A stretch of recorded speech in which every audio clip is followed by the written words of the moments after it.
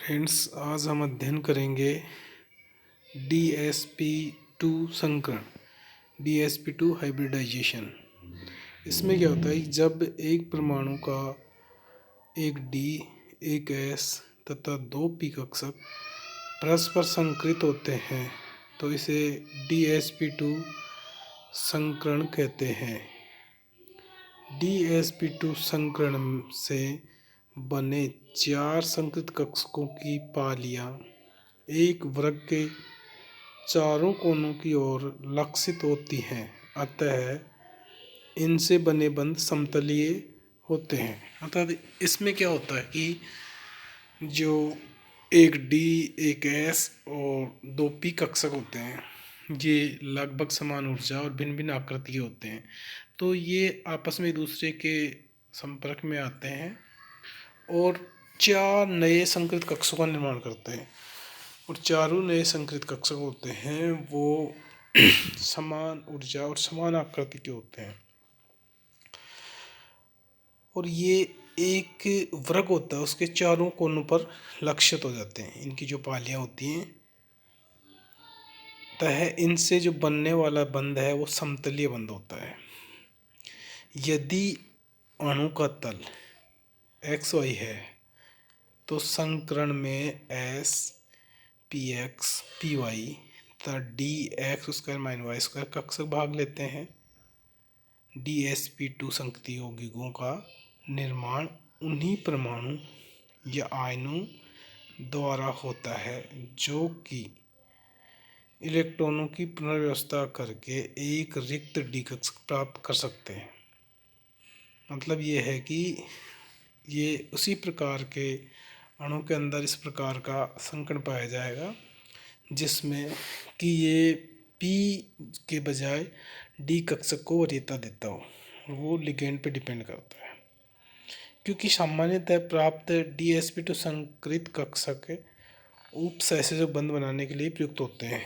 For example निकल cyanide है NiCN4 -2। इसमें आयन में निकल +2 ऑक्सीजन अवस्था में होगा। तो यह हम देखते हैं कि ऑक्सीजन अवस्था तो है निकल +2, इसका बाह्य इलेक्ट्रॉन विन्यास 3D8 है। DsP2 संकरण के लिए जिनके 8 इलेक्ट्रॉन 4 D कक्षकों में युग्मित होने चाहिए।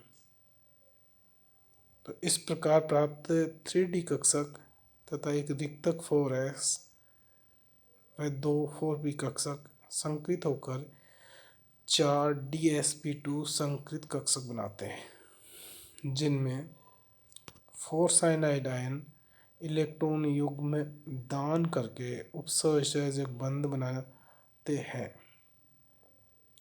तो यहाँ हम देख रहे हैं निकल है, तो निकल की ग्राउंड स्टेट में हम देखते हैं कि निकल में पहले जो सामान्य निकल है उसमें 3D8 4s2 4p0 इलेक्ट्रॉन होते हैं, यानी कि 3D में 8 इलेक्ट्रॉन होते हैं, 4s में 2 होते हैं और 4p में 0 होते हैं। लेकिन जब निकल +2 जो ये इस कंपाउंड जो है निकल साइनाइड, इसमें निकल +2 ऑक्सीजन अवस्था में है, तो इसमें 4s में भी कोई इलेक्ट्रॉन नहीं होता, सिर्फ 3D में 8 इलेक्ट्रॉन होते हैं।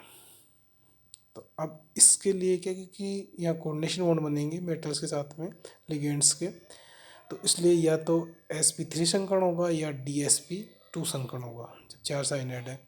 चूँकि यहाँ पर जो साइनाइड है वो स्ट्रॉन्ग लिगेंड है, तो यहाँ पर D जो कक्षक है उनमें पेयरिंग स्टार्ट हो जाती है। इस कारण से दोनों इलेक्ट्रॉन एक ही में चले जाएंगे और यहाँ पर एक D कक्षक, एक 3D कक्षक, एक 4s और 2 4p, ये कक्षक आपस में अतिव्यापित होकर के 4 DsP2 संकृत खाली कक्षकों का निर्माण करते हैं। जैसा कि हम नीचे देख रहे हैं निकल +2 हाइब्रिडाइजेशन में कि 3D के पास में 3D 4 रह गए, एक उसमें संकर्ण पार्टिसिपेट कर दिया जिसने खाली हो गया था, और 4 होते हैं, चारों भरे हुए रहते हैं, यानी 8 इलेक्ट्रॉन इसमें आ गए। फिर DsP2 जो संकरित कक्षक हैं, इनके पास हम देखते हैं कि ये सारे के सारे कक्षक खाली हैं, लेकिन जो साइनाइड है उसके पास में लोन पेयर इलेक्ट्रॉन्स पहले से प्रेजेंट होते हैं साइनाइड्स को, तो ये इसको डोनेशन करता है इलेक्ट्रॉन्स पेयर, और डोनेशन के कोऑर्डिनेशन बॉन्ड का निर्माण करता है। इस प्रकार से जो बने हुए साइनाइड से ये है निकल साइनाइड, उसका ये स्ट्रक्चर है जिसमें बीच में निकल है और चारों कोनों पर 4 साइनाइड जुड़े हुए हैं। तो इस प्रकार हम देखते हैं कि जो निकल साइनाइड है उसका जो स्ट्रक्चर है वो स्क्वायर प्लेनर स्ट्रक्चर बनता है, ना कि टेट्राइडल यानी चतुष्फलकीय, क्योंकि चतुष्फलकीय के लिए sp3 संकरण होता है। sp3 संकरण में चतुष्फलकीय बनता था, लेकिन इसमें dsp2 संकरण है, तो इसमें जो है वो समतलीय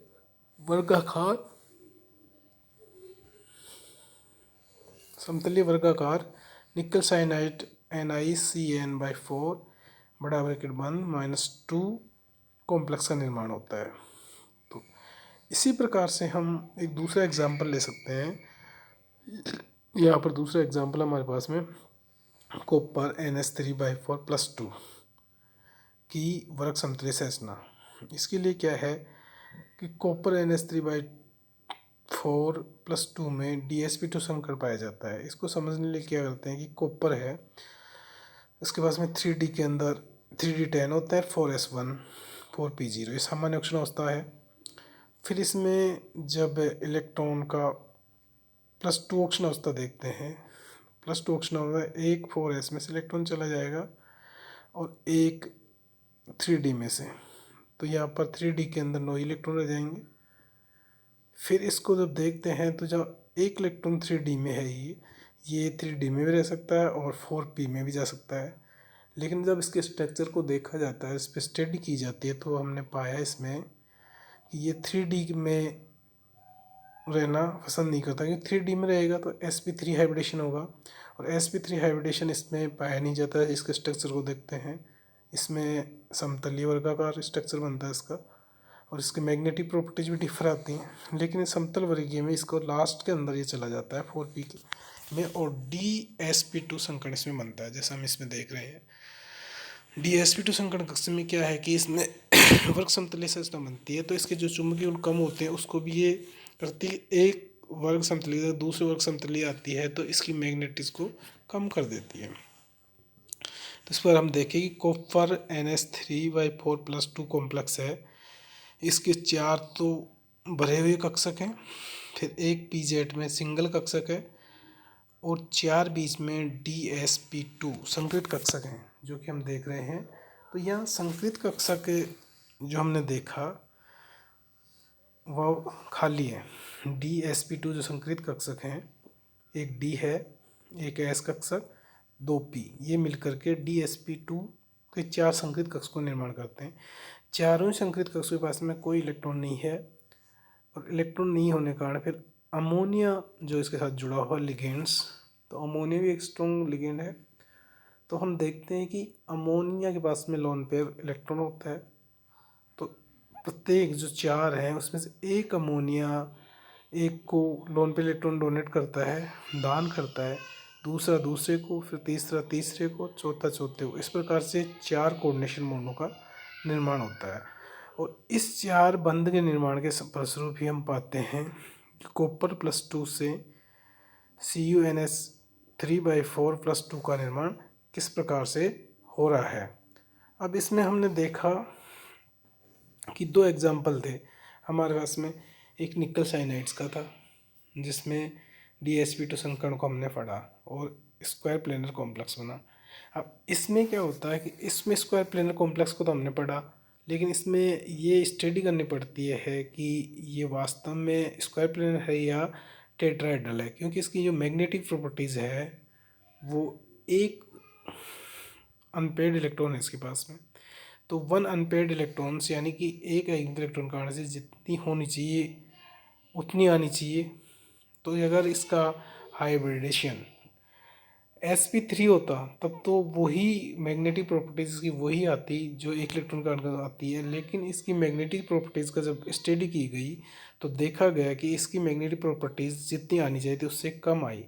तो इसको समझाने के लिए इसका वर्ग समतली जो संरचना है इसकी वही फिट बैठती है कि उसके अकॉर्डिंग इसकी मैग्नेटिक प्रॉपर्टीज एक दूसरे को